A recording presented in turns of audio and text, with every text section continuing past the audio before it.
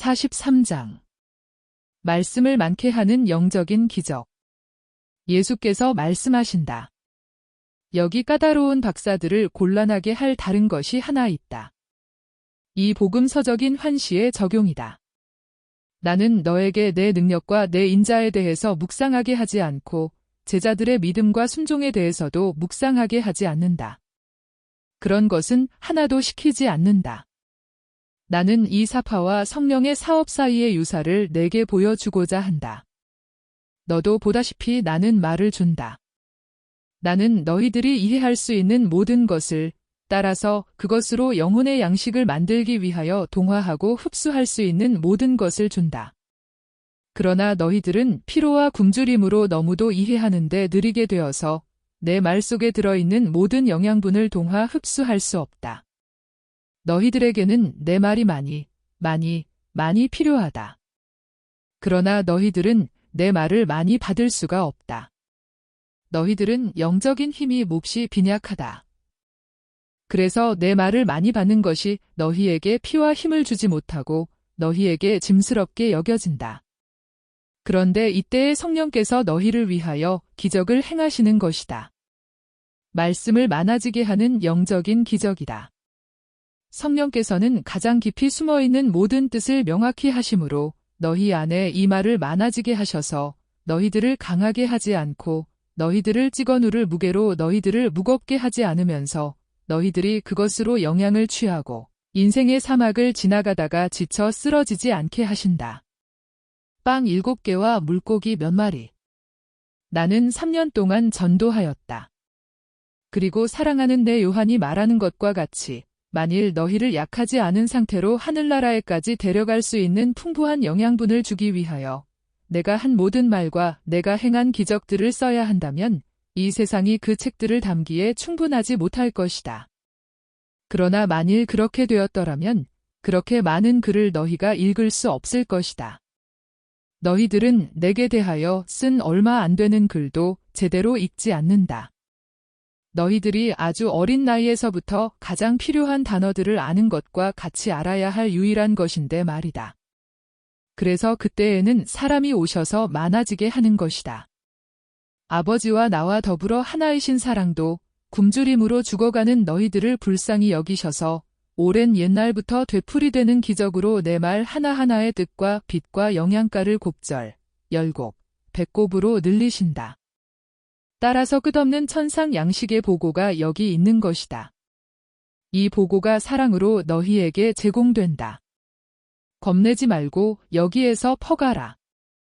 너희들의 사랑이 퍼가면 퍼갈수록 사랑의 결과인 이 보고는 물결이 더 많아질 것이다. 하느님께서는 당신의 재물과 당신의 가능성의 한계를 모르신다. 너희들은 상대적이다. 하느님께서는 그렇지 않으시다. 하느님께서는 당신의 모든 일에 있어서 무한하시고 또 너희들에게 그 순간에 필요한 빛을 매시간 어떤 상황에서도 무한하시다. 그래서 성신 강림날에 사도들에게 쏟아져 내리신 성령께서 그들의 말을 바르티아 사람, 메데 사람, 스키티아 사람, 갑바도기아 사람, 본도 사람, 프리기아 사람들이 알아들을 수 있게 하시고 집트 사람, 로마 사람, 그리스 사람, 리비아 사람들에게도 그들의 모국어와 비슷하게 만드신 것과 같이 성령께서는 같은 말씀으로 너희들이 울면 위로를 주시고 조언을 청하면 조언을 주실 것이며 너희들이 기대하면 기쁨에 참여케 해주실 것이다. 5. 실제로 만일 성령께서 평안히 가거라. 그리고 죄를 짓고자 하지 말아라 하는 말로 비추어 주시면 이 말씀은 죄를 짓지 않은 사람에게는 상급이 되고 아직 약하면서도 죄를 짓기를 원치 않는 사람에게는 격려가 되고 죄를 짓고 뉘우치는 사람에게는 용서가 될 것이며 뉘우치려는 미적지근한 뜻밖에 가지지 못한 사람에게는 자비로 완화된 나무람이 될 것이다. 그런데 이것은 가장 간단한 구절 중에 하나에 지나지 않는다. 그러나 내 복음서에는 이런 구절이 얼마나 많으냐. 4월에 소나기가 오고 해가 난 다음에 꽃봉오리들이 처음에는 꽃이 한 송이도 피지 않았던 가지에 빽빽히 피어 가지를 온통 뒤덮어 그것들을 감상하는 사람들을 기쁘게 하는 것과 같이 그런 구절이 얼마나 많으냐 말이다. 이제는 쉬어라. 사랑의 평화가 너와 함께 있기를. 44장. 하늘에서 내려온 빵. 가파르나움의 호숫가에는 진짜 선단 같은 크고 작은 많은 배에서 내린 사람들이 가득 차 있다. 그리고 맨 먼저 내린 사람들은 사람들 가운데로 가서 선생님이나 어떤 사도나 또는 적어도 어떤 제자라도 보았는지 물으며 찾는다. 그리고는 찾아 나선다. 마침내 어떤 사람이 대답한다. 선생님이요. 사도들이요. 못 보았는데요.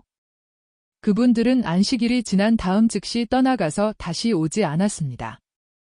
그렇지만 제자들이 있으니까 돌아올 겁니다. 나는 조금 전에 제자들 중에 한 사람과 말을 했습니다. 그 사람은 주요한 제자 같습니다. 그 사람은 야이로처럼 말하거든요. 그 사람은 바다를 따라서 밭가운데 있는 저 집 쪽으로 갔습니다. 질문을 한 사람이 그 소문을 퍼뜨린다. 그러니까 모두가 알려준 곳으로 달려간다. 그러나 호숫가를 끼고 한 200m쯤 간 후에 손짓을 많이 하면서 가파르나움 쪽으로 오는 제자 한떼를 만난다. 그들은 제자들에게 인사를 하고 묻는다. 선생님은 어디 계십니까? 제자들은 대답한다. 기적을 행하신 다음 밤에 제자들과 같이 배를 타고 바다 건너편으로 가셨습니다. 우리는 달마스타 쪽으로 가는 돛들을 달빛에 보았습니다. 아, 알았습니다. 우리는 막달라에 가서 마리아의 집에서 찾았는데 거긴 안 계셨거든요. 그렇지만 막달라의 어부들이 우리에게 그 말을 해줄 수 있었을 텐데 그 사람들이 알지 못했을 겁니다. 어쩌면 기도하시려고 아르벨라 산에 가셨는지도 모르지요. 작년에도 과월절 전에 또 한 번 그곳에 가신 일이 있거든요. 나는 그때 당신의 보잘것없는 종에게 주신 주님의 매우 큰 은총으로 선생님을 만났습니다 하고 스테파노가 말한다. 그러나 이리로 돌아오지 않으십니까? 틀림없이 다시 오실 겁니다. 작별 인사도 하시고 명령도 주실 겁니다. 그렇지만 무슨 일로 그러십니까? 선생님 말씀을 또 듣고 따라서 제자가 되려는 것입니다. 지금은 선생님께서 예루살렘으로 가십니다. 당신들은 거기서 선생님을 다시 만날 것입니다. 그리고 그곳 하느님의 집에서 만일 선생님을 따라가는 것이 당신들에게 유익하면 주님께서 당신들에게 말씀을 하실 것입니다. 이것을 당신들이 알아두는 것이 좋기 때문입니다. 즉, 선생님께서는 아무도 물리치지 않으시지만 우리는 우리 안에 빛을 물리치는 경향을 가지고 있다는 것입니다. 그렇게 되는 것은 별로 나쁘지 않을 것입니다. 왜 그런고 하니 선생님은 빛이시니까 만일 우리가 단호한 의지로 성실하게 그분의 제자가 되면 그분의 빛이 우리 안에 뚫고 들어와 우리의 어두움을 쫓아버리기 때문입니다. 이제 그 경향을 너무 많이 가지고 있어서 그것이 가득 차 있을 뿐 아니라 그 경향이 속속들이 스며들고 자기 자신의 육체에 집착하듯이 거기에 집착하게 되면 그때에는 그 사람이 새로이 개조되기 위해 자기 자신을 부수어 버리기 전에는 오는 것을 포기하는 것이 더 낫습니다.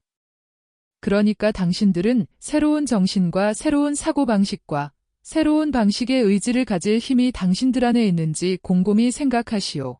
당신들의 부르심에 대한 진실을 알 수 있도록 기도하시오. 그리고 당신들이 믿으면 오시오. 또 지극히 높으신 분께서 이스라엘이 지나갈 때에 인도하신 것과 같이 이렇게 지나오는 데에 당신들을 인도하셔서 당신들이 광야 밖으로 어린 양의 뒤를 따라 영원한 땅을 향해서 하느님의 나라를 향해서 오게 하시기를 바랍니다. 이렇게 스테파노가 그의 동료를 대신하여 말한다. 아닙니다. 아닙니다. 즉시 가겠습니다. 선생님이 하시는 일을 아무도 하지 못합니다. 우리는 선생님을 따라가기를 원합니다 하고 군중이 소란을 피우며 말한다. 스테파노는 매우 의미심장한 미소를 짓는다. 그리고 팔을 벌리며 말한다. 선생님께서 맛있는 빵을 듬뿍 주셨기 때문에 당신들이 오려고 하는 거지요? 당신들은 선생님께서 장차 그것밖에 안 주실 걸로 생각합니까? 선생님께서는 당신을 따르는 사람들에게 당신의 목인 고통과 박해와 순교를 약속하십니다. 장미꽃이 아니라 가시이고 애무가 아니라 따귀이며 빵이 아니라 돌들입니다. 이것이 그리스도들을 위해 마련되어 있는 것입니다. 내가 이렇게 말해도 하느님을 모독하는 말이 되지 않은 것은 선생님의 참된 신자들은 선생님의 은총과 고통으로 만들어진 거룩한 기름이 발라지겠기 때문입니다. 그리고 우리는 제단에서는 희생이 되고 하늘에서는 왕이 되기 위하여 기름 부음을 받은 사람들이 될 것입니다. 그래서요. 당신이 아마 그걸 질투하는 모양이지요. 당신은 하늘에 가 있습니까? 우리도 하늘에 가 있고 싶어요. 선생님은 모든 사람의 선생님이십니다. 좋습니다. 내가 당신들에게 그 말을 한 것은 내가 당신들을 사랑하기 때문이고 또 선생님의 제자가 되는 것이 어떤 것인지를 당신들이 알아서 나중에 변절자가 되지 않기를 바라기 때문입니다. 그러면 모두 함께 선생님 댁으로 가서 기다립시다. 황혼이 시작되니 안식일의 시작입니다. 선생님께서는 떠나시기 전에 여기 와서 안식일을 지내실 것입니다. 그들은 말을 하면서 시내를 향하여 간다. 그리고 여러 사람이 스테파노와 그들을 쫓아온 헤르마에게 질문을 한다. 스테파노와 헤르마는 이스라엘 사람들이 볼 때에 가물리엘의 마음에 드는 제자들로서 특별한 지식을 가진 사람들이다. 여러 사람이 묻는다. 그렇지만 가물리엘 선생이 선생님에 대해서 뭐라고 말합니까? 어떤 사람들은 가물리엘 선생이 당신들을 보냈습니까? 하고 묻고 또 어떤 사람들은 당신들을 잃고 괴로워하지 않았습니까? 또는 그리고 선생님은 위대한 선생에 대해서 뭐라고 하십니까? 하고 묻는다. 두 사람은 참을성 있게 대답한다. 가물리엘 선생님은 나자렛의 예수님을 이 이스라엘에서 가장 위대하신 분으로 말씀하십니다. 오, 모세보다도 더 위대한 사람으로 말입니까? 하고 어떤 사람들이 거의 분개해서 말한다. 가물리엘 선생님은 모세는 그리스도의 수많은 예고자 중에 한 사람이지만 그리스도의 봉사자에 지나지 않는다고 말씀하십니다. 그러면 가물리엘 선생 생각에는 이분이 그리스도라는 말입니까? 뭐라고 말합니까? 만일 가물리엘 선생이 말하는 것이 이런 뜻이라면 문제는 완전히 해결이 났습니다. 이분이 그리스도입니다. 가물리엘 선생님이 그렇게 말씀하시지는 않았습니다. 선생님에게는 불행한 일이지만 아직 그것을 믿기에 이르지는 못하셨습니다. 그러나 그리스도가 이 세상에 계시다고는 말씀하십니다. 그리스도께서 선생께 여러 해 전에 말씀을 하셨기 때문이라고 그러십니다. 선생님과 현자 힐렐에게 말입니다. 그래서 가물리엘 선생님은 그리스도를 알아보기 위해서 그리스도께서 약속하신 표를 기다리고 계십니다 하고 헤르마가 말한다. 그렇지만 가물리엘이 어떻게 했기에 그 사람을 그리스도라고 믿은 거요? 그 사람이 무슨 일을 했기에? 나는 가물리엘만큼 나이 먹었소. 그러나 나는 선생님이 하시는 것과 같은 일들이 우리나라에서 일어났다는 말을 들은 적이 없소. 만일 가물리엘이 이 기적들로 설득되지 않는다면 그 그리스도에게서 얼마나 기적적인 것을 보았기에 그를 그리스도로 믿을 수 있게 되었소? 그가 하느님의 지혜로 축성되었음을 보셨습니다. 가물리엘 선생님이 그렇게 말씀하십니다 하고 이번에도 헤르마가 대답한다. 그러면 가물리엘이 보기에 선생님은 어떤 분이시오?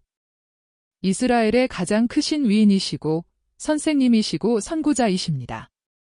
가물리엘 선생님이 저분이 그리스도이시다 하고 말씀할 수 있을 때에는 내 첫 번 선생님의 지혜롭고 의로운 영혼이 구원을 받을 것입니다 하고 스테파노가 말하고 나는 어떤 값을 치르더라도 그렇게 되도록 기도합니다 하고 말을 마친다. 그런데 만일 가물리엘이 이분이 그리스도인 것을 믿지 않는다면 왜 당신들을 이리 보낸 거요? 우리가 이리 오기를 원한 것입니다. 선생님은 좋다고 하시면서 오게 내버려 두신 것입니다. 아마 알아가지고 최고회의에 알리려고 그런 거겠지요 하고 어떤 사람이 암시한다. 여보시오, 무슨 말을 하는 거요? 가물리엘 선생님은 성실한 분이십니다. 아무에게 첩자 노릇은 하지 않으시오. 특히 죄 없는 분의 원수들에게는. 스테파노는 성을 낸다. 그리고 어떻게나 분개하는지 대천사같이 보이고 그 거룩한 경멸로 거의 빛이 나다시피 한다. 그래도 당신들을 잃는 것이 섭섭했겠지요 하고 다른 사람이 말한다. 그렇기도 하고 그렇지 않기도 합니다. 우리를 매우 사랑하던 인간으로서는 그랬지요. 대단히 올바른 정신을 가진 분으로서는 그렇지 않았습니다. 선생님은 이렇게 말씀하셨으니까요. 그분은 나보다 더 하고 더 젊다. 그렇기 때문에 나는 너희가 선생 중에 선생의 사람이 된다는 것을 알고 너희 장래에 대해 안심하고 눈 감아줄 수 있다 하고. 그럼 나자렛의 예수님은 위대한 선생에 대해 뭐라고 하십니까? 오. 그분에 대해서 고결한 말씀만을 하십니다. 질투를 안 하십니까? 하느님께서는 질투를 하지 않으십니다 하고 헤르마가 엄하게 말한다. 독성하는 말을 하지 마시오. 아니, 그럼 당신들 생각에는 선생님이 하느님이십니까? 그걸 확신하시오. 그러니까 두 사람은 이구동성으로 말한다. 우리 지금 살아있다는 것만큼이나. 그리고 스테파노가 말을 마친다. 그리고 당신들도 이것을 믿어서 참 생명을 얻도록 하시오. 그들은 모임의 장소가 된 호숫가로 다시 갔다가 그곳을 건너질러 집으로 간다. 문지방에는 예수께서 어린이들을 쓰다듬어 주고 계시다. 제자들은 호기심 많은 사람들과 같이 때를 이루고 묻는다. 선생님, 언제 오셨습니까? 조금 전에. 예수의 얼굴에는 오랫동안 기도하신 후에 가지시는 약간 탈원 상태의 엄숙한 위엄이 아직 남아있다. 선생님, 기도하러 가셨었습니까? 하고 스테파노가 경의를 표하기 위하여 몸을 굽힌 것과 마찬가지로 같은 동기로 낮은 목소리로 묻는다. 그랬다. 그런데 무엇을 보고 그것을 아느냐? 하고 예수께서 다정스럽게 쓰다듬는 태도로 그의 짙은 머리에 손을 얹으시며 물으신다. 천사 같은 선생님의 얼굴을 보고요. 저는 보잘것없는 사람입니다. 그러나 선생님의 모습이 너무도 맑아서 저는 거기서 선생님의 영의 활동이 고동치는 것을 읽게 됩니다. 내 얼굴도 맑다. 너는 아주 작은 사람으로 남아있는 사람 중에 한 사람이다. 주님, 제 얼굴에 무엇이 있습니까? 외딴 곳으로 오너라. 그걸 말해주마. 그러시면서 그의 손목을 잡으시고 어두운 복도 안으로 데리고 가신다. 사랑, 믿음, 깨끗함, 너그러움, 지혜가 있다. 그런데 이 모든 것을 하느님께서 내게 주셨고 너는 그것을 가꾸었다. 그리고 더 많이 가꿀 것이다. 너는 끝으로 내 이름에 따라 월계관을 얻는다. 내 이마에서 빛나는 순금으로 되고 큰 보석이 박힌 월계관을 금과 보석 위에는 예정, 만물이라는 두 단어가 새겨져 있다. 스테파노야, 내 운명에 어울리는 사람이 되어라. 내 강복을 받고 평안히 가거라. 그리고 그의 머리칼에 다시 손을 얹으신다. 그동안 스테파노는 무릎을 꿇었다가 땅에 엎드려 예수의 발에 입맞춤한다. 이 사람들이 선생님의 말씀을 들으려고 왔습니다 하고 필립보가 말한다. 여기서는 말을 할 수 없다. 회당으로 가자. 야이로가 기뻐할 것이다. 예수께서 앞장을 서시고 다른 사람들은 행렬을 이루어 가파르나움의 아름다운 회당으로 간다.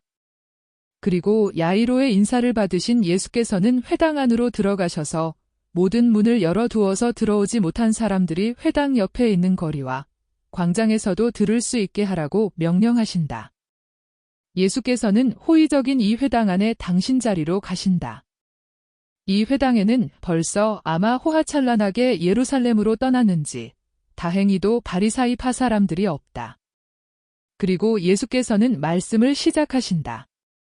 정말 잘 들어두시오. 여러분이 나를 찾는 것은 내 말을 듣기 위해서는 아니고 여러분이 본 기적들 때문에도 아니고 비용을 들이지 않고 배부르게 먹으라고 내가 준 빵 때문입니다.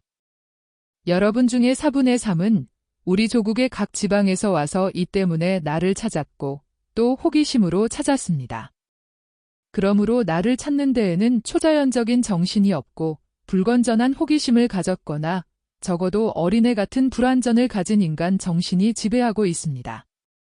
어린애 같은 이 불완전은 아주 어린아이들의 불완전과 같이 단순한 것이 아니고 둔재의 지능과 같이 격이 떨어진 불완전입니다. 또 호기심과 더불어 관능성과 오염한 감정이 남아 있습니다. 그것이 아비인 마귀처럼 겉으로 보기에는 좋은 행위의 외관 뒤에 기민하게 숨어있는 관능성이고 순전히 감정의 병적인 일탈이고 병인 것 모두가 그렇듯이 단순한 음식과 좋은 방과 좋은 물, 순수한 기름, 그리고 잘 사는데 충분한 첫 번 먹는 젖이 아닌 마약에 대한 필요와 욕망을 느끼는 오염한 감정입니다. 오염한 감정은 그것으로 휘저어지고 마음에 드는 전율을 느끼기 위하여 이상한 것들을 원합니다. 그 전율이라는 것은 그들에게 자기들이 온전하고 씩씩하다는 착각을 주는 기분을 느끼기 위하여 마약을 필요로 하는 중풍 환자들의 병적인 전율입니다. 관능성은 이 경우에는 하느님께서 인자로이 주셨기 때문에 땀을 흘릴 필요가 없었던 빵으로 필요하지 않고 먹고 싶어하는 욕망을 만족시키기를 원하는 관능성입니다. 하느님의 선물은 보통 것이 아니라 특별한 것입니다. 우리는 그것을 요구할 수도 없고 하느님께서 그것을 내게 주시겠지 하고 말하면서 게으름을 피워도 안 됩니다. 너는 내 이마에서 흐르는 땀에 젖은 빵을 먹게 될 것이다 하는 말이 있습니다. 즉, 이래서 번 빵을 먹을 것이라는 말입니다. 자비 자체인 사람이 사흘 전부터 나를 따라 다녀서 이제는 아무것도 먹을 것이 없고 호숫가에 있는 이포나 가말라나 다른 도시에 가기 전에 길에서 쓰러질지도 모르는 이 군중이 불쌍하다고 말하고 그들에게 필요한 것을 마련해 주었다고 해도 이런 동기로 그를 따라야 한다는 법은 없습니다. 소화된 다음에는 오물이 되는 빵 조금보다 훨씬 더한 것을 위해서 나를 따라야 하는 것입니다. 배를 채우는 음식을 위해서가 아니라 영혼을 기르는 음식을 위해서 나를 따라야 하는 것입니다. 여러분은 풀을 뜯고 새김질을 하거나 콧잔등을 쑤셔서 살이 쪄야 하는 동물들만이 아니기 때문입니다. 여러분은 영혼들입니다. 여러분 영혼이란 말입니다. 육체는 옷이고 실체는 영혼입니다. 영혼이 죽지 않는 것입니다. 육체는 모든 옷들이 그런 것과 같이 낡아지고 끝나는 것이어서 모든 정성을 기울여야 하는 완전함인 것처럼 돌보아야 할 가치가 있는 것은 아닙니다. 그러므로 장만하는 것이 정당한 것을 찾지, 정당하지 않은 것은 찾지 마시오. 없어지는 음식을 장만하려고 애쓰지 말고 영원한 생명을 위하여 계속되는 음식을 장만하려고 힘쓰시오. 이 음식은 여러분이 원하는 때에는 사람의 아들이 언제나 여러분에게 줄 것입니다. 사람의 아들은 하느님에게서 오는 것을 무엇이든지 마음대로 처분할 수 있고 여러분에게 줄 수 있기 때문입니다. 사람의 아들은 하느님 아버지의 보물의 주인이고 주인이라도 도량이 큰 주인입니다. 하느님 아버지께서는 사람의 아들에게 당신 도장을 찍어주셔서 정직한 눈들이 당황하지 않게 하셨습니다. 그리고 만일 여러분이 여러분 안에 없어지지 않는 양식을 가지고 있으면 하느님의 양식으로 길러지기 때문에 하느님의 사업을 할 수 있을 것입니다. 하느님의 사업을 하려면 우리가 무엇을 해야 합니까? 우리는 율법과 예언자들을 지킵니다. 그러니까 우리는 벌써 하느님께 길러지고 하느님의 사업을 합니다. 맞습니다. 여러분은 율법을 알고 있습니다. 그러나 아는 것이 지키는 것은 아닙니다. 예를 들어 우리는 로마의 법률들을 압니다. 그러나 충실한 이스라엘 사람은 신민이라는 그의 처지로 강제된 방식으로나 지키지 달리는 지키지 않습니다. 그 나머지에 대하여는 우리 충실한 이스라엘 사람들은 로마인들의 이교 관습을 알면서도 지키지는 않습니다. 여러분이 알고 있는 율법과 예언자들은 과연 여러분을 하느님으로 길러야 할 것이고 따라서 여러분에게 하느님의 사업을 할 능력을 주어야 할 것입니다. 그러나 그렇게 하기 위하여는 마치 여러분이 마시는 공기와 동화 흡수하는 음식물이 둘 다 생명과 피로 변하는 것과 같이 율법과 예언자들이 여러분과 오직 하나가 되어야 할 것입니다. 그런데 그것들이 여러분의 집에 있으면서도 여전히 관계가 없는 것으로 남아 있습니다. 마치 집에 있어서 여러분이 알고 또 유익한 물건이지만 흙 없어지더라도 여러분의 목숨을 빼앗아가지는 못하는 그런 물건은 여러분과 직접적인 관계가 없을 수도 있는 것과 같이 말입니다. 그런데 몇 분 동안 숨을 쉬지 않거나 여러 날 동안 음식을 먹지 않고 있어 보시오. 여러분은 살 수 없다는 것을 알게 될 것입니다. 이와 같이 여러분이 율법과 예언자들을 알고는 있지만 그것들을 동화 흡수하지 못하고 그것들이 여러분과 일체가 되지 않기 때문에 여러분의 자아는 율법과 예언자에 대한 영양불량과 질식을 느껴야 할 것입니다. 나는 이것을 여러분에게 가르치고 주려고 왔습니다. 즉, 굶주림과 질식으로 죽어가는 여러분의 영혼에 피와 호흡을 다시 주기 위하여 율법과 예언자들의 즙과 공기를 가르치고 주려고 왔습니다. 여러분은 병으로 인하여 자기들에게 영향을 줄 수 있는 것이 무엇인지 알지 못하게 된 어린아이들과 같습니다. 여러분은 식량의 비축은 가지고 있습니다. 그러나 그것이 생명을 주는 것으로 변하기 위하여는 그것을 먹어야 한다는 것과 여러분 모두를 위하여 모세와 예언자에게 말씀하신 주님의 율법에 참으로 순수하게 충실함으로써 그 비축한 양식이 우리의 것이 된다는 것을 알지 못합니다. 그러므로 영원한 생명의 공기와 즙을 가지기 위하여 내게로 오는 것은 하나의 의무입니다. 그러나 이 의무는 믿음을 전제로 합니다. 믿음이 없는 사람은 내 말을 믿을 수가 없고 또 내 말을 믿지 않으면 내게 와서 참다운 빵을 주십시오 하고 말하지 않기 때문입니다. 그리고 참다운 빵을 가지고 있지 않으면 하느님의 일을 할 능력이 없기 때문에 그것을 할 수가 없습니다. 따라서 여러분이 하느님으로 영향을 취하고 하느님의 일을 하기 위하여는 하느님께서 보내신 사람을 믿는다는 기본적인 행위를 하는 것이 필요합니다. 그러나 우리가 선생님을 하느님께서 보내신 분으로 믿고 선생님에게서 하느님의 도장을 볼 수 있도록 선생님은 어떤 기적을 행하십니까? 이미 예언자들이 좀 더 수수한 형태이긴 하지만 다 했는데 선생님은 그런 것 아닌 어떤 일을 하십니까?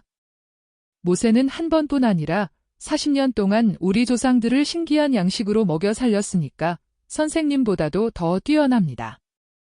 우리 조상들은 40년 동안 광야에서 만나를 먹었다고 되어 있고 따라서 그렇게 할 수 있었던 모세가 우리 조상들에게 하늘에서 내려온 빵을 주었다고 말합니다. 여러분은 잘못 생각하고 있습니다. 그렇게 할 수 있은 것은 모세가 아니라 주님이십니다. 그리고 출애굽기에도 이렇게 씌어 있습니다. 이제 내가 하늘에서 먹을 것을 내려줄 터이니 백성들은 날마다 나가서 하루 먹을 것을 거두어 드리게 하여라. 이렇게 하여 이 백성이 나의 지시를 따르는지 따르지 않는지 시험해 보리라. 그리고 6째 날에는 7째 날인 안식일에 대한 존경으로 곡절을 거두게 하여라 하고 이리하여 히브리인들은 매일 아침 광야에 절구로 빻은 것 같고 쌀아기 눈과 고수씨 같은 것이 덮이는 것을 보았는데 그 맛은 꿀과자처럼 좋았습니다. 그러니까 만나를 마련해 준 것은 모세가 아니라 주님이십니다. 무엇이든지 하실 수 있는 하느님이십니다. 무엇이든지. 벌하고 강복하시는 일, 빼앗아가고 내려주시는 일, 그리고 나 분명히 말합니다만 하느님께서는 벌하고 빼앗아 가는 것보다는 강복하고 내려주는 것을 더 좋아하십니다. 모세는 집회서에서 말하는 것과 같이 하느님과 사람들에게 소중한 사람이었고 그의 명성은 축복받았습니다. 그것은 그가 하느님에 의하여 영광 중에 있는 성인들과 같게 되었고 적에게는 위대하고 무서운 사람, 기적을 일으켜 그들을 끝낼 수 있는 사람이 되었으며 왕들 앞에서는 영광스럽고 백성 앞에서는 하느님의 대리자였고 하느님의 영광을 보고 지극히 높으신 분의 목소리를 들었으며 계명과 생명과 지식의 율법을 수호하는 사람이었기 때문입니다. 그러므로 지혜서에 있는 것과 같이 하느님께서는 모세에 대한 사랑으로 당신 백성을 천사들의 빵으로 먹여 살리시고 힘들이지 않고 이미 만들어진 빵을, 달고 맛있는 빵을 하늘에서 내려 보내셨습니다. 지혜서가 말하는 것을 잘 기억하시오. 그리고 그 빵이 하늘에서 하느님에게서 오고 당신 자녀들에 대한 하느님의 다정스러움을 보이는 것이었기 때문에 각자가 원하는 맛을 가졌었고 각자에게 그가 바라는 결과를 마련해 주어서 아주 어린아이의 아직 불완전한 위에도 유익하고 어른의 식욕과 왕성한 소화력에도 유익하며 허약한 소녀와 노쇠한 늙은이에게도 유익했습니다. 그리고 그것은 사람이 하는 일이 아니라는 것을 보이기 위해서 자연의 힘의 법칙을 뒤집어 놓기까지 하셨으니 해가 뜨면 서리처럼 녹아버리던 그 신비로운 빵이 불에도 손상을 입지 않았던 것입니다. 이것은 여전히 지서에서 말하는 것입니다. 아니 그보다도 불이 그 창조주이신 하느님의 일과 하느님의 의인들의 필요를 위하여 그 특유의 성질을 잊어버려서 괴롭히기 위하여 타오르는 습관이 있는데도 여기서는 주님께 신뢰하는 사람들에게 좋은 일을 하기 위하여 부드럽게 된 것입니다. 그러니까 불은 이 때문에 어떻게든 변해서 주님의 은총에 소용되었고 영원하신 아버지께 기도하는 사람의 필요에 따라 그들 모두를 기르는 것이 되어 아버지의 사랑하는 자녀들이 과일의 번식이 사람들을 먹여 살리는 것이 아니고 주님의 말씀이 하느님을 믿는 사람들의 생명을 지켜준다는 것을 배우게 했습니다. 과연 불은 그것이 할 수 있는 것처럼 불꽃이 높고 셀 때에도 감미로운 만나를 태워버리지 않았습니다. 그런데 부드러운 아침 햇살도 만나를 녹이는데 충분했습니다. 이것은 하느님의 선물은 하루와 인생의 시초에서부터 찾아야 하고 또 하느님의 선물을 받기 위하여는 빛보다 앞서 가야 하고 아침 이른 시간에 일어나서 영원하신 분을 찬미해야 한다는 것을 사람들이 기억하고 깨달으라고 그러는 것입니다. 이것을 만나가 히브리인들에게 가르쳤습니다. 그리고 나는 이것이 지금도 계속되고 세상 끝날 때까지 계속될 의무이기 때문에 여러분에게 이것을 상기시키는 것입니다. 하루나 인생의 늦은 시간까지 게으름 피우지 말고 주님과 주님의 선물을 찾으시오. 떠오르는 해가 주님을 찬미하기도 전에 일어나서 주님을 찬미하고 생명을 봉헌하고 보존하며 참 생명으로 인도하는 주님의 말씀에서 영양분을 섭취하시오. 모세가 여러분에게 하늘의 빵을 주지 않았고 사실로 하늘의 빵을 주신 분은 하느님 아버지이십니다. 그리고 지금은 정말로 내 아버지께서 여러분에게 진짜 빵을 주십니다. 이 빵은 하늘에서 내려오는 새로운 빵, 영원한 빵이고 자비의 빵, 생명의 망, 세상에 생명을 주는 빵이며 어떤 굶주림도 배부르게 하고 어떤 무기력도 없애는 빵이며 그것을 먹는 사람에게 영원한 생명과 영원한 기쁨을 주는 빵입니다. 주님, 그 빵을 주십시오. 그러면 우리가 죽지 않을 것입니다. 어떤 사람이나 다 죽는 것과 같이 여러분도 죽을 것입니다. 그러나 만일 여러분이 이 빵으로 거룩하게 영양을 취하면 영원한 생명을 누리려 부활할 것입니다.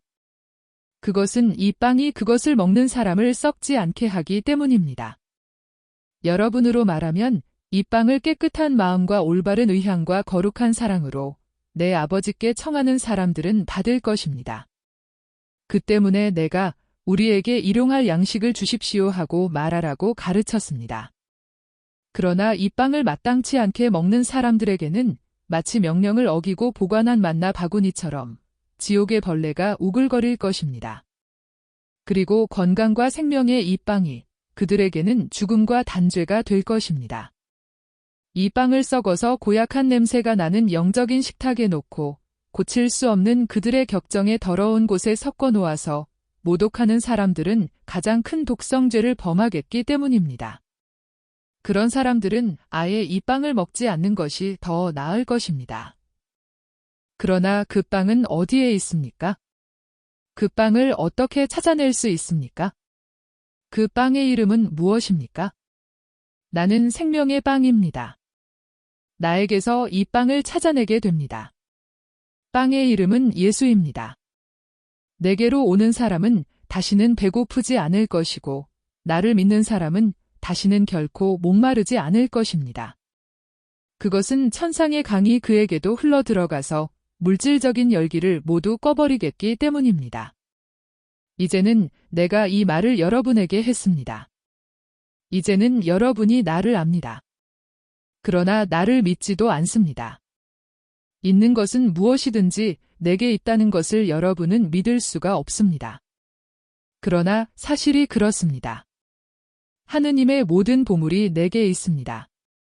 세상에 속해 있는 모든 것이 내게 주어졌습니다. 그러므로 영광스러운 하늘과 싸우는 세상과 하느님의 은총 속에서 죽은 사람들의 고생스럽게 기다리는 무리까지도 내 안에 있습니다. 어떠한 권력도 내게 또 나를 위하여 있기 때문입니다. 그래서 내가 여러분에게 분명히 말합니다만 아버지께서 내게 주시는 것은 무엇이든지 내게 올 것입니다. 그리고 나는 내게 오는 사람을 쫓아보내지 않을 것이니 그것은 내가 하늘에서 내려온 것이 내 뜻을 하기 위해서가 아니라 나를 보내신 분의 뜻을 하기 위해서이기 때문입니다. 그런데 내 아버지, 나를 보내신 아버지의 뜻은 이렇습니다. 아버지께서 내게 주신 사람들 중에 아무도 잃지 말고 그들을 내가 마지막 날에 부활시키라는 것입니다.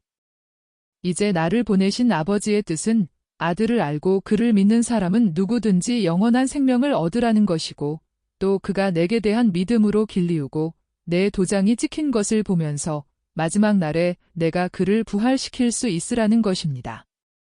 선생님의 새롭고 대담한 말 때문에 회당 안과 밖에서 조심성 없는 웅성거리는 소리가 일어난다. 그리고 예수께서는 한동안 숨을 돌리신 다음 중얼거리는 소리가 더 크게 들리는 쪽으로 황홀하게 하는 반짝이는 눈을 돌리신다. 그런데 그것은 바로 유다인들이 있는 집단들이다. 예수께서는 다시 말씀하시기 시작하신다. 왜 여러분끼리 수군댑니까? 그렇습니다. 나는 성전에서 봉헌되고 다윗 가문의 야곱의 아들 요셉과 결혼한 다윗 가문의 요아킴의 딸 나자렛의 마리아의 아들입니다.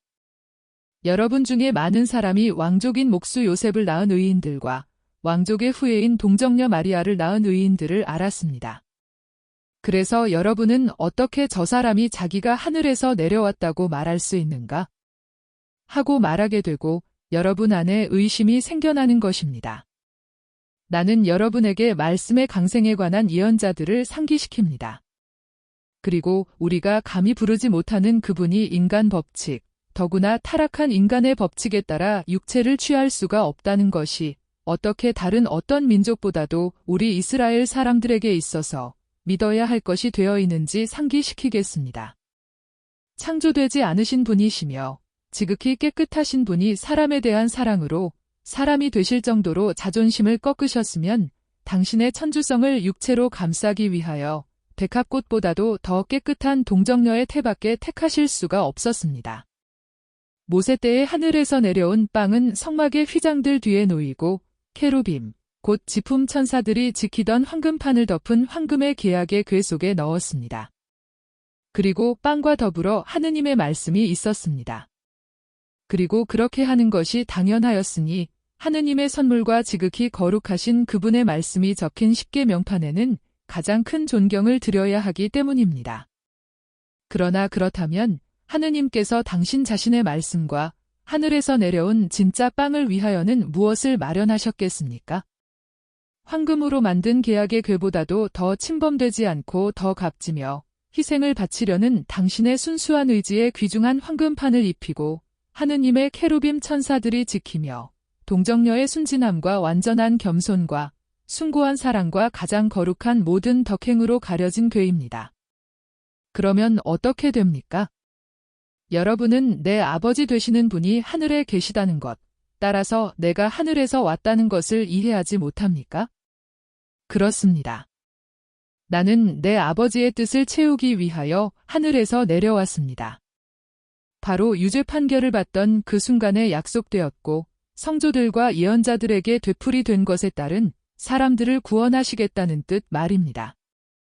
그러나 이것은 믿음입니다. 그리고 믿음은 선의의 영혼을 가진 사람들에게 하느님께서 주시는 것입니다. 그렇기 때문에 어떤 사람이 어두움 속에 있지만은 빛에 대한 참된 갈망을 가지고 있음을 보시는 내 아버지께 인도되어 내게로 오지 않는 사람은 아무도 내게 올 수가 없습니다. 예언서에는 그들은 모두 하느님께 교훈을 받을 것이다 하는 말이 쓰여 있습니다. 자, 이렇습니다.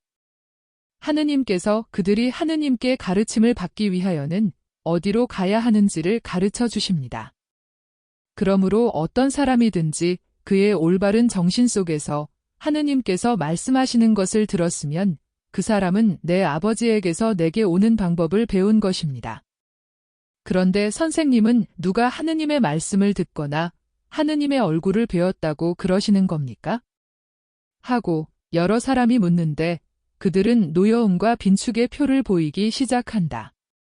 그리고 마침내 선생님은 헛소리를 하거나 잘못 생각하고 계십니다 하고 말한다. 하느님에게서 온 사람을 빼놓고는 아무도 하느님을 뵙지 못했습니다. 하느님에게서 온 사람은 하느님을 배웠는데 내가 그 사람입니다. 이제는 그것 없이는 구원될 수가 없는 미래의 생명의 신조를 들어보시오. 나 진정으로 말합니다만 나를 믿는 사람은 영원한 생명을 얻습니다. 나 진정으로 말합니다만 나는 영원한 생명의 빵입니다. 여러분의 조상들은 광야에서 만나를 먹었는데 죽었습니다. 그것은 만나가 거룩한 양식이었지만 일시적인 것이어서 하느님께서 당신 백성에게 언약하신 땅에 이르는데 필요한 만큼만 생명을 주는 것이었기 때문입니다. 그러나 나라고 하는 만나는 시간과 능력에 제한이 없습니다. 이 만나는 하늘의 것일 뿐 아니라 하느님다운 것이며 하느님다운 것, 즉 하느님께서 당신의 모습을 담게 창조하신 것이 썩지 않음과 죽지 않음을 초래합니다.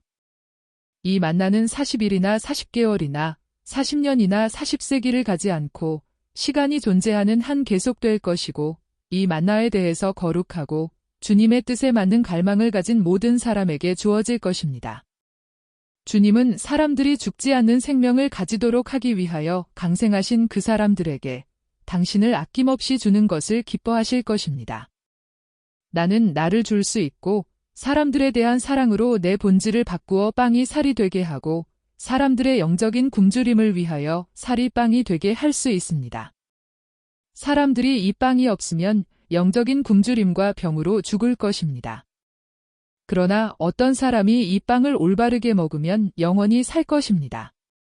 내가 줄 빵은 세상의 생명을 위하여 제물로 바쳐질 내 살일 것입니다. 그것은 사랑하는 사람들이거나 불행한 사람들이 주님의 식탁에 와서 하느님 안에 용해되고 그들의 마음 고통 속에서 위안을 받도록 하느님의 집에 널리 퍼지는 내 사랑일 것입니다. 아니, 어떻게 선생님이 당신 살을 먹으라고 주실 수 있습니까? 우리를 뭘로 생각하십니까? 피에 굶주린 야수로 생각하십니까? 미개인으로 생각하십니까? 살인자로 생각하십니까? 우리는 피와 살인에 대해 혐오감을 가지고 있습니다. 나 진정으로 여러분에게 말합니다만 사람이 야수보다 더하고 죄가 사람을 미개인보다 더 못하게 만들고 교만이 살인에 대한 갈망을 가지게 하는 일이 매우 많고 또 여기 있는 모든 사람이 피와 살인에 대해서 혐오감을 가지고 있지도 않습니다. 그리고 또 사탄과 관능성과 교만이 사람을 사나운 짐승처럼 만들기 때문에 미래에는 사람이 이렇게 되기까지 할 것입니다. 그리고 그 어느 때보다도 더 큰 필요를 만족시키기 위하여 여러분과 모든 사람이 거룩하신 분의 주입으로 무서운 세균에서 벗어나야 할 것입니다. 진정으로 말하지만 여러분이 사람의 아들의 살을 먹지 않고 그 피를 마시지 않으면 여러분 안에 생명을 가지지 못할 것입니다. 내 살을 제대로 먹고 내 피를 제대로 마시는 사람은 영원한 생명을 얻고 내가 그를 마지막 날에 부활시킬 것입니다. 내 살은 정말로 양식이고 내 피는 음료이기 때문입니다. 내 살을 먹고 내 피를 마시는 사람은 내 안에 있고 나도 그의 안에 있습니다. 살아계신 아버지께서 나를 보내셨고 내가 아버지로 사는 것과 같이 나를 먹는 사람도 나로 살 것이고 내가 보내는 곳에 갈 것이며 내가 원하는 것을 할 것이고 사람으로서 엄격하게 살고 세라핌, 곧 치품 천사와 같이 열렬하고 거룩할 것입니다. 그것은 내 살을 먹고 내 피를 마실 수 있기 위하여 죄를 스스로 금하고 영원하신 분의 발 앞에까지 올라가는 것을 끝내기 위하여 향상하면서 살 것이기 때문입니다. 아니, 저 사람 미쳤구먼. 누가 그렇게 살 수가 있단 말이야? 우리 종교에는 제물을 바치기 위해 자기를 깨끗하게 해야 하는 것은 사제밖에 없어. 여기서 저 사람은 우리를 그의 광증의 제물을 만들려고 하고 있어. 이 가르침은 너무 힘들고 이 말은 너무 어려워. 누가 이 말을 듣고 실천할 수 있겠어? 거기 있는 사람들이 불평을 하는데 여러 사람이 제자로 간주되는 사람들이다. 사람들은 이러쿵저러쿵 비판을 하며 흩어지고 회당 안에 선생님과 가장 충실한 사람들만이 남아있을 때는 제자들의 대열이 대단히 줄어든 것으로 나타난다. 나는 그들을 세어보지는 않는다. 그러나 100명쯤 된다고 말할 수 있겠다. 그러므로 오래전부터 하느님께 봉사하던 오래된 제자들 가운데에서까지도 상당히 많은 사람이 탈퇴하였을 것이다. 남아있는 사람들 중에는 사도들과 사제 요한, 율법학자 요한, 스테파노, 헤르마, 티몬, 헤르마스테아, 아가페, 요셉, 솔로몬, 갈릴레아의 베들레헴의 아벨, 코라진의 문둥병자 아벨과 그의 친구 사무엘, 예수를 따르기 위하여 아버지를 장사 지내는 것을 포기한 엘리야, 아르벨라의 필립보, 나자렛의 아세르와 이스마엘, 그 밖에 이름을 모를 다른 사람들이다. 이 사람들은 모두 다른 사람들의 탈퇴와 예수의 말씀을 해석하면서 가만히 말하고 있고 예수께서는 높은 경사진 책상에 기대서서 팔짱을 끼고 생각에 잠겨 계신다. 그래 너희들은 내가 말한 것 때문에 눈살을 찌푸리느냐? 그러면 너희들이 어느 날 사람의 아들이 전에 있던 하늘로 올라가서 아버지 곁에 앉는 것을 볼 것이라고 말하면 어쩌겠느냐? 그리고 지금까지 너희는 무엇을 알아듣고 무엇을 흡수하고 무엇을 믿었느냐? 그리고 무엇으로 듣고 동화 흡수하였느냐? 인간적인 것만을 가지고 그랬느냐? 생명을 주고 가치가 있는 것은 영이고 육체는 아무 소용도 없다. 내 말들은 영이고 생명이다. 그러니까 내 말에서 생명을 얻으려면 영으로 듣고 이해해야 한다. 그러나 너희들 중에는 믿음이 없기 때문에 죽은 영을 가진 사람이 많이 있다. 너희들 중에 많은 사람이 참으로 믿지 않는다. 그래서 내 곁에 남아있어도 무익하다. 그들은 그것으로 생명을 얻지 못하고 죽음을 얻을 것이다. 그것은 그들이 내가 이미 말한 것과 같이 혹은 호기심으로 혹은 인간적인 감정으로 또는 더 나쁘게 한층 더 비열한 목적을 위해서 남아있기 때문이다. 그들은 그들의 착한 뜻에 대한 갚음으로 아버지께 인도되어 여기 오지 않고 사탄에게 끌려왔다. 정말이지 어떤 사람에게 아버지께서 허락하지 않으시면 아무도 내게 오지 못한다.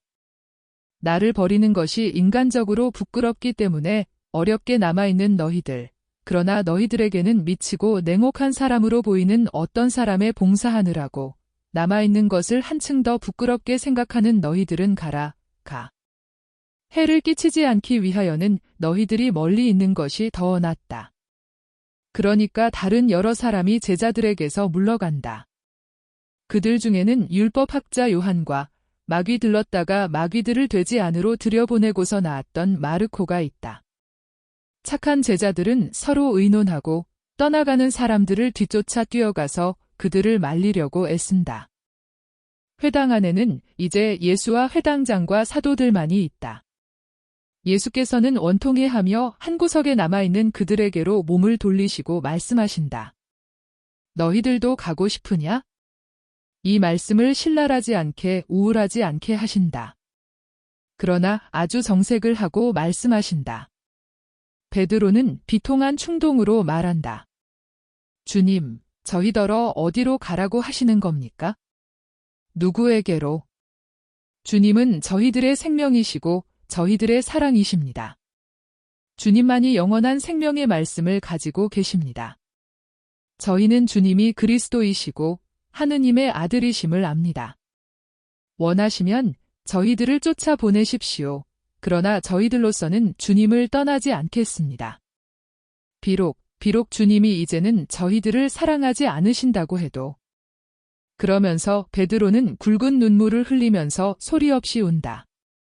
안드레아도, 요한도, 알페오의 두 아들도 드러내놓고 운다. 그리고 다른 사람들은 흥분한 나머지 얼굴이 창백해지거나 붉게 되어가지고 울지는 않지만 분명히 괴로워한다. 내가 왜 너희들을 쫓아보내야 하겠느냐? 너희 12를 내가 고르지 않았더냐? 야이로는 예수께서 당신 사도들을 마음 놓고 위로하시거나 견책하시게 하려고 조심스럽게 물러갔다. 야이로가 말없이 물러가는 것을 알아차리신 예수께서는 진절이 나고 마음이 괴로워서 기진맥진하셨기 때문에 지금 하시는 폭로가 당신이 하실 수 있는 것 이상의 노력이 드는 것처럼 기운 없이 앉으시면서 말씀하신다. 그렇지만 너희들 중에 한 사람은 마귀이다. 명랑한 것이라고는 많은 등의 불빛밖에는 없는 회당 안에 이 말씀이 천천히 무섭게 떨어진다. 그리고 아무도 감히 아무 말도 하지 못한다. 그러나 그들은 공포의 전율을 가지고 또 스스로 몹시 불안한 질문을 하면서 서로 바라다보고 또 한층 더 불안하고 은근한 질문으로 자기 자신을 성찰한다.